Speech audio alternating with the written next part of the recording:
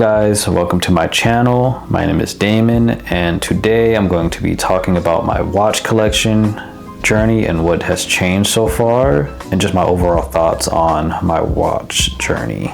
Okay, so I'd say I have changed since first getting into watches. At the start of my watch journey, I was just buying watches just to buy them, and so now I have a few watches that I don't touch anymore. And it's not because I don't like them anymore. It's more that I've changed how I use my watches. When I first bought my Casio Doro, which was my second watch that I bought, for months I didn't know that the bezel could rotate. I didn't know it was meant for divers either. So I went down this rabbit hole that made me fall in love with watches even more.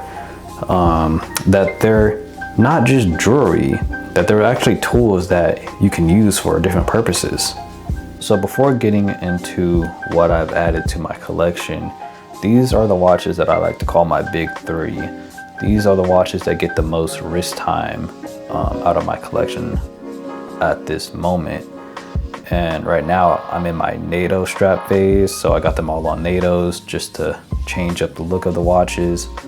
And I find it funny because like I said, that's how I know I've changed. When I first was getting into watches, I was like, I don't see how people can take the bracelets off their watches and put like a fabric on it. I think they don't look that good, and here I am now. Now I love them. I put them on, like I said, my big three, and I really like the look of them. So after buying the SKK003, the GMT, I knew I wanted to go Seiko again.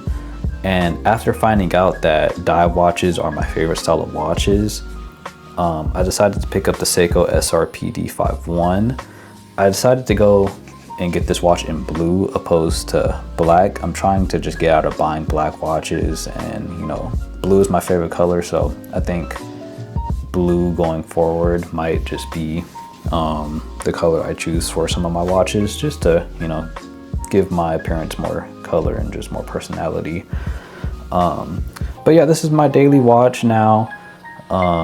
If I'm going to work, I throw it on. If I'm just needing to time something, whether I'm cooking, doing my laundry, or just wanting just to time whatever, I really love that function, and I use this function more than any of the other functions or watch complications that I have. Now, my least favorite things about this watch is what kind of everybody says about it. The lack of screw down crown and just 100-meter water resistance. And I know a lot of people say, oh, well, you get what you pay for. It's like a $200 to $300 watch. But my argument to that is that my Casio Doro, it has 200 meters of water resistance, and it has a screw down crown. So Seiko, I love you, just do better. So the next watch that I've added to my collection, this is the SSK023.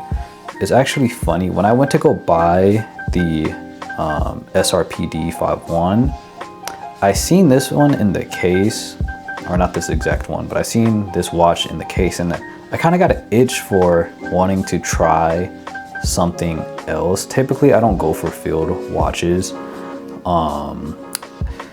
especially because they kind of look not boring, but they weren't really my thing.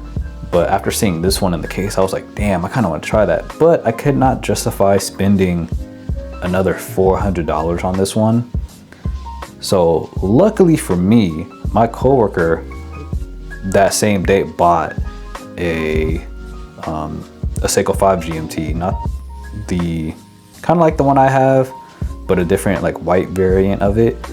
And we remember just happened to talk, and he was like, oh, I'm gonna sell this one. And I was like, bet, I want it, got a good deal on it. And this one it's like the second watch that gets the most wrist time. It's not my daily, but if I'm going out on a walk or I actually took this watch hiking on my first time hiking, and I actually got to take this thing into a cave because I was really getting into the Rolex Explorer 2 kind of vibes, and you know, this watch kind of scratched that itch for me. So yeah, it's another one of my favorite watches now. So kind of as a bonus, these watches I don't wear as much anymore, and love them or hate them, these are Seiko mods. Now this black one I actually built. I was really like in love with the Submariner, and I wanted to not make a one-of-one copy of it, but kind of take inspiration from Seiko. And when I picked out this dial, it really reminded me of the Casio Duro. So I kind of wanted to make a mix of you know, my favorite dial watches. I don't wear this as much anymore, simply because I just want to wear something more reliable. Not saying that this wasn't reliable, because this was my daily watch for like a good 3 months, until I knocked it into my shelf, and the hands kept falling off. So I replaced the hands, and I just have to make micro adjustments. I'm not the best. Like, this was my first watch, and I'm still getting used to, you know, working with watches and, you know, getting it perfect. But like, as of right now, the second hand on this watch, it keeps hitting the other hands, and it's making it stop, like, and it won't like tell time correctly. So whenever I get the motivation to fix it, I'll fix it. But for right now, I have a lot of other watches that I can be wearing, so that's why I've stopped wearing this one.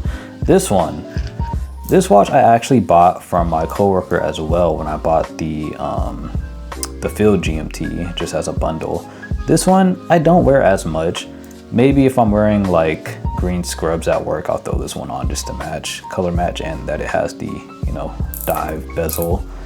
But this one I think is a great example of what a mod should be.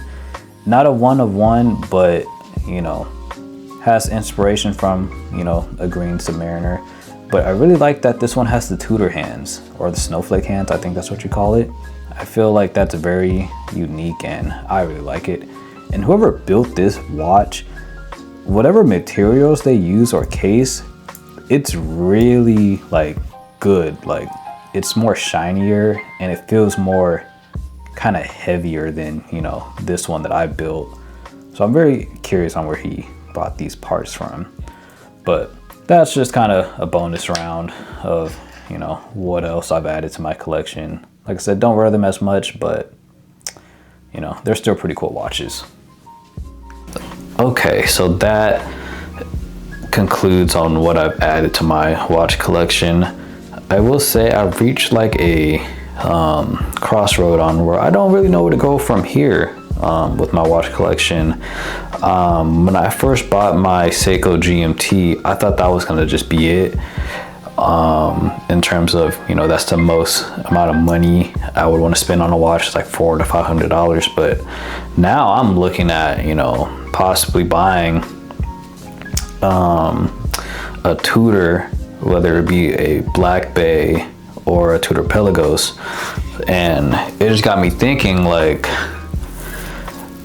if I do end up buying one of those two watches for what, like $4 to $5K, am I gonna stop, or is this just gonna be a, you know, a uphill climb of, you know, the more I spend on a watch, am I just gonna want to keep going and going and going and going and going, or am I gonna reach a point where I'm like, okay, this is too much money? So that's why I'm just like, you know, is it really worth it to buy, you know, a $4,000 to $5,000 watch when, you know, I have plenty of watches that are cheaper, I don't like the word cheap, that are less expensive, that perform the same. Like, yeah, so something to think about. But yeah, yeah, that's just me yapping for the last part of the video. But thank you guys for watching. In my last videos about watches, I've been getting a lot of great comments, so please, if you have any comments or watch recommendations, or just anything that can help me improve, or anything, just drop it down in the comments. But thank you guys for watching, and I'll see you guys next time.